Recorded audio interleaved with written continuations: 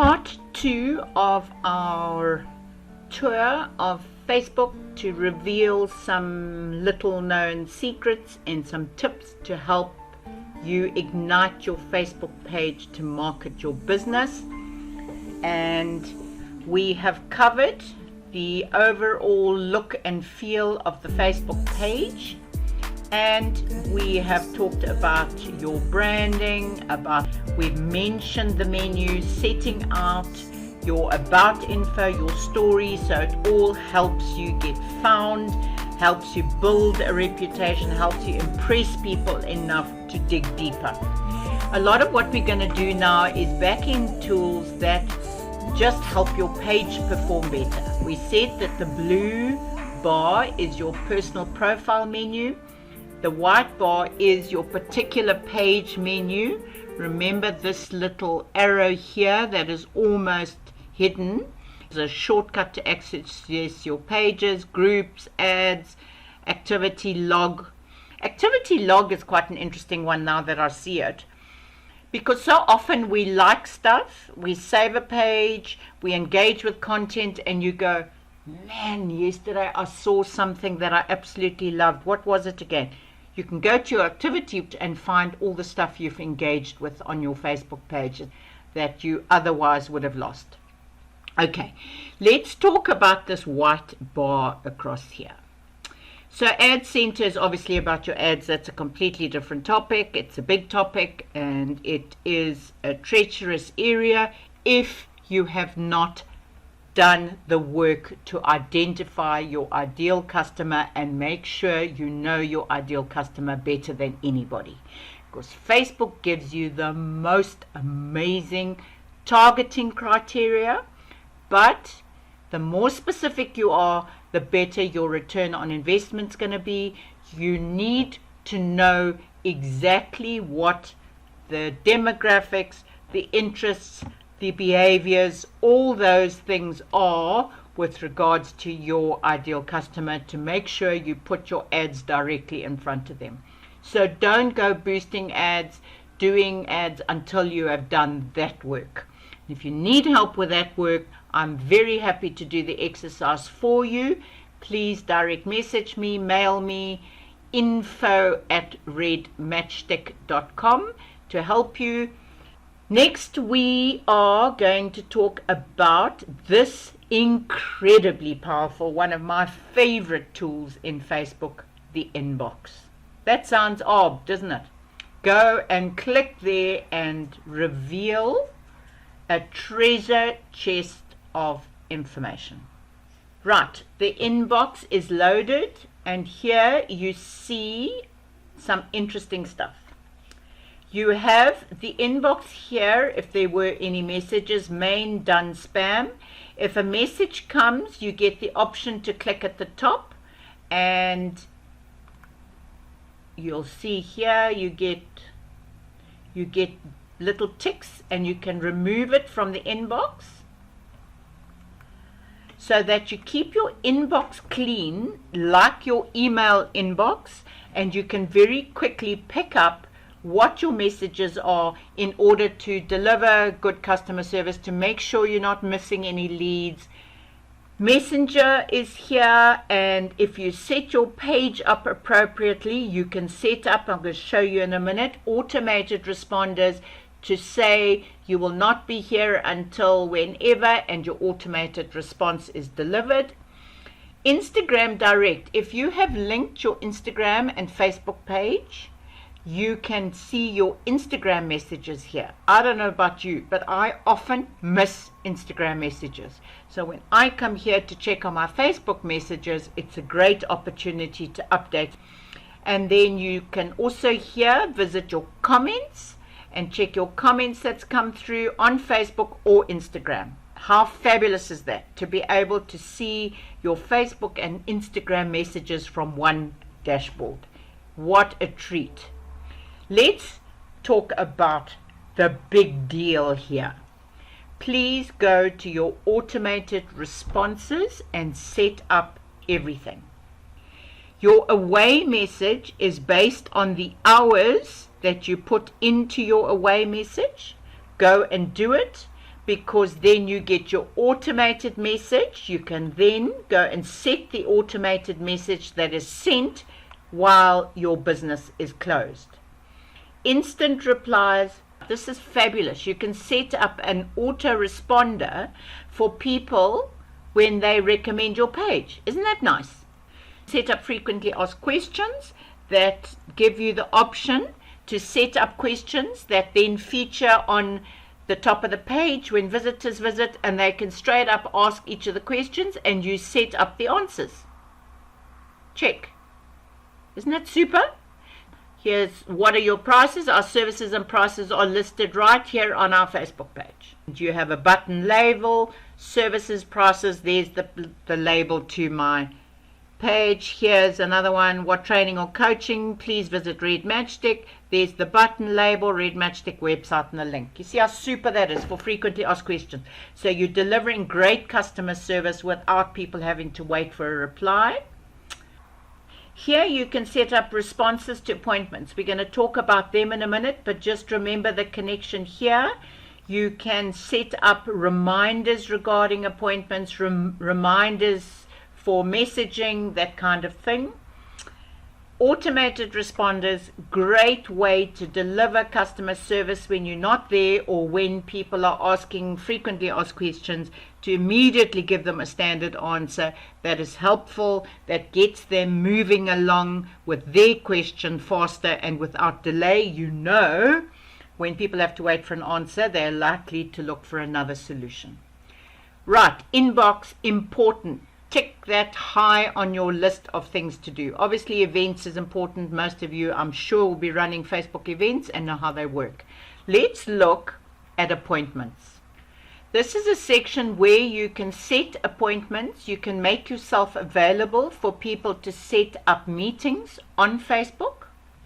So you go to appointment settings and you can schedule available appointments. So I make myself available on Thursdays for half-an-hour appointments because I offer a free half-hour breakthrough in my services. Here on my Facebook appointments, people can book, and you go through these settings, how far in advance people can book, when is the soonest they can book, etc. And then you set up those reminders in the automated responses to confirm appointments and to follow up. Really, really valuable. Here are some more great tools. So your options on the top here might vary depending on how many of these functionalities of Facebook you are using. But the next one I want to talk about is notifications. Notifications is something that I have done that irritates me and that I want to correct. Is I have joined pages as my business page without thinking it through very strategically. If they are really valuable and you want the news feed to come as a notification on your business page, like it as your page. If it's more casual, like I love my suburb, and it doesn't belong in your business page, make sure you like it in your personal capacity. What has happened to me here, and what I now have to go and do, is unfollow as my business page and move to my personal profile so that my business news feed is not littered with information that is not critical. This is a very important business tool, this notifications on your page. It is stuff you should be visiting the minute you see highlights like this, to go and see if there is a prospect or a customer that needs attention. Exercise caution with who you like as your business page. Also then, once you have checked these like this, you have gone and checked them and made sure that there's nothing important, you can go and mark them as all read. So it clears the notification number at the top there, so that the next time when you see numbers there, you know you've got new notifications that need your attention. Okay, your notifications is another version of your inbox. This is messaging inbox. This is engagement on your page, by your page, for your page inbox. a few more little tools here. Insights. You've probably got the tab sitting on its own. I'd love to know, by way of comment down below, how many of you are actually using Insights to see how your page and your content is performing. So as the Insights load, you have some detailed information down the left hand side in the tabs, but right up front and center is your overview. And that gives you a summary of the last 7 days. You can set it for the last month or just 1 day or whatever. I'm happy to show you that all my page performance in the last 7 days has been incredible. And for those of you who are looking for somebody to help them with their marketing, I'm sure you will find that quite impressive and would be willing to have a conversation with me to see how I can help you. But certainly as a marketing coach, I hope it gives you confidence that I'm practicing what I preach and what I am showing you is working for me. So here's just the general stuff. On the overview section, scroll down below the overview, and there you will find your recent posts and how they are performing.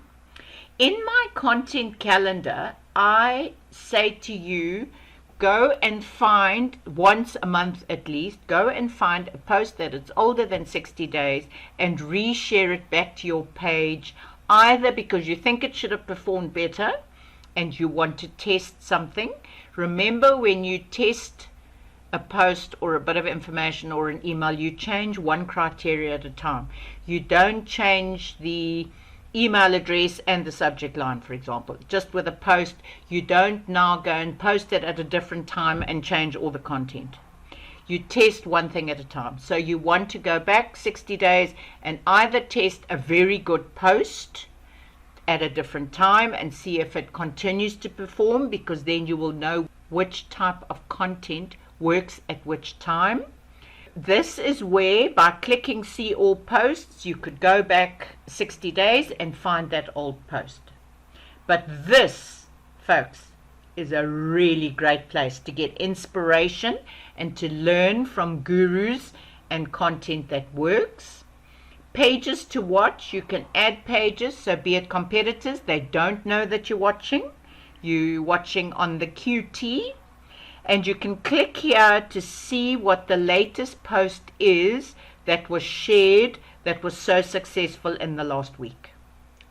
And you can then go and if you watched my content training, you can go and R&D it, i.e. rip off and duplicate. And by that, I do not mean copy.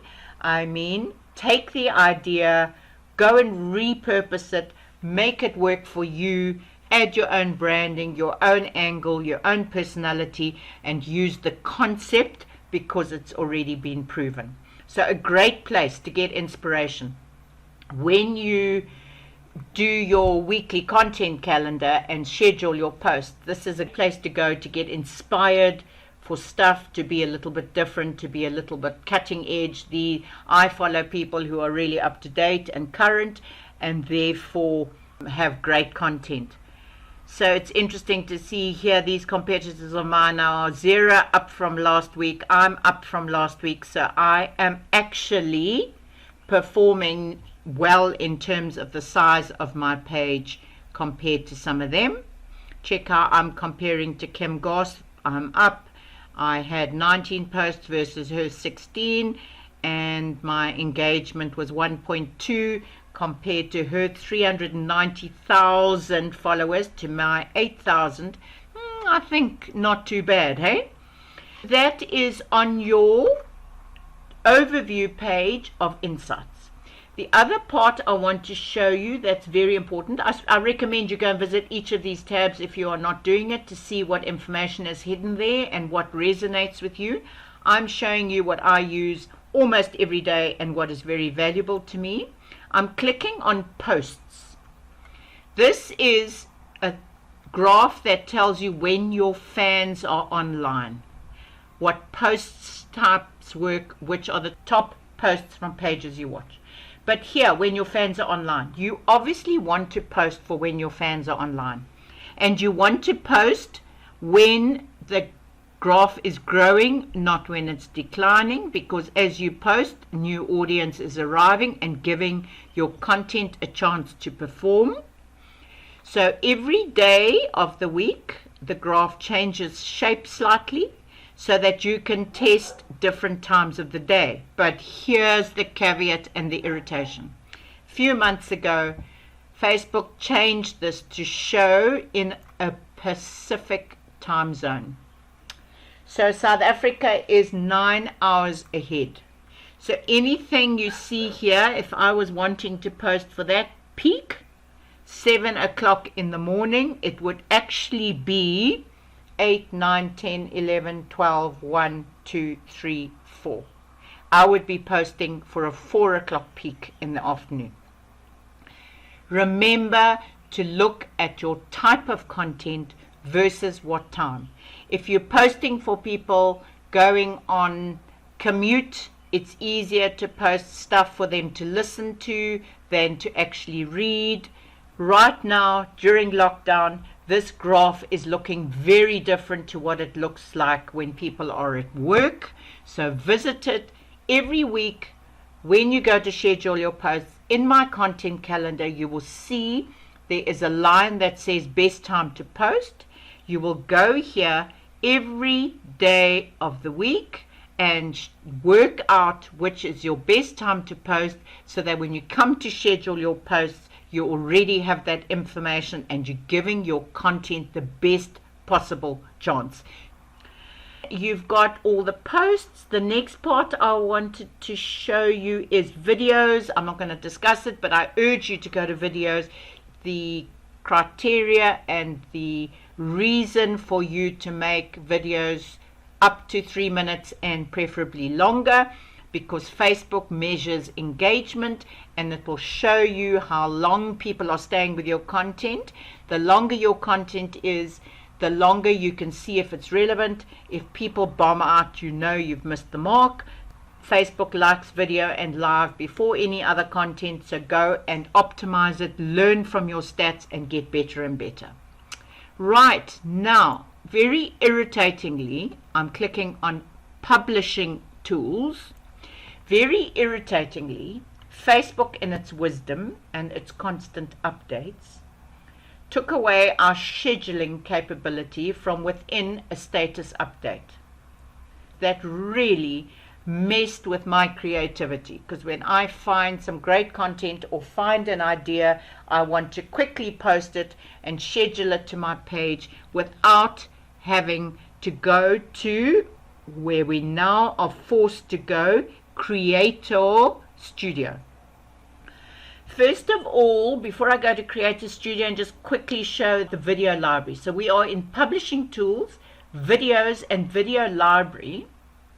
For those of you who don't know, this is where you schedule live. Don't panic, I'm not clicking on live to go live immediately. This is where you go to set up a live show. You can schedule it. The power of scheduling a show is that it gives people the opportunity to add a reminder, and if they click on a reminder, it comes up in their newsfeed. You are reminded to watch. So you are encouraged, if you're doing live show, to get people to click to add a reminder. So this is where you would set it up, and once you've set it up, you just follow the prompts and you get the opportunity to schedule it for a set time. Okay, but I want to take you back. Publishing Tools, we went to Video Library. Now we're going to Creator Studio. Right up at the top, if you've got more than one page you manage, you will have the drop down of the different pages you can choose to post to. You can go to create a post, and you get a whole bunch of options. If we compare the options from your status within your Facebook page, you will see you will not get a whole bunch of options under photo and video, and you will notice that the poll is missing. yet you go to Create a Studio, and there is the poll option, which I personally love because I love to ask people's opinions about A or B, a decision I want to make, just simply for engagement. Do you like tea or coffee? Because then I know to make coffee posts versus tea posts. Are you dogs or cats? Do they love my dog, me posting about my dogs or not? Whatever. Polls are really useful to get an either or comment. But where it is really valuable is uploading video, etc. Share a photo. But here I want you to check out, so instant experience, combining images and videos. You can do a slideshow. You can create your carousel. Also remember, if you've got a shop or services set up on your page, you can tag products, a very useful thing to do so they can get more information directly on your page, and all sorts of other options. This, although Creator Studio is a pain, it gives you great options to make sure you get your content engaging, vary your content, change your stuff to get people to engage more. Once you have finished typing, you then will see the publish, or be very careful, that will publish right away. The little drop down gives you the option to schedule, and that is the old schedule option we used to get from within a post. So you can choose the date and the time and click on schedule. So there is how to schedule a post to your page.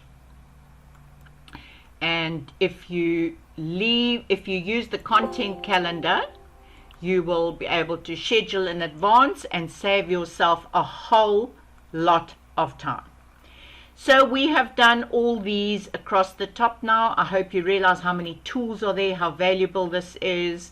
Let's talk about edit page info. So we spoke about in the earlier video about updating your about information and keeping it up to date and keeping it consistent with new developments, with profiles on other pages, with your Google My Business, with your contact details on your website. Everything has to match, because the minute there's a disconnect, you look like you are not genuine. Make sure it's consistent. So you can either fix it from the About section, you can fix it from Edit Page Info.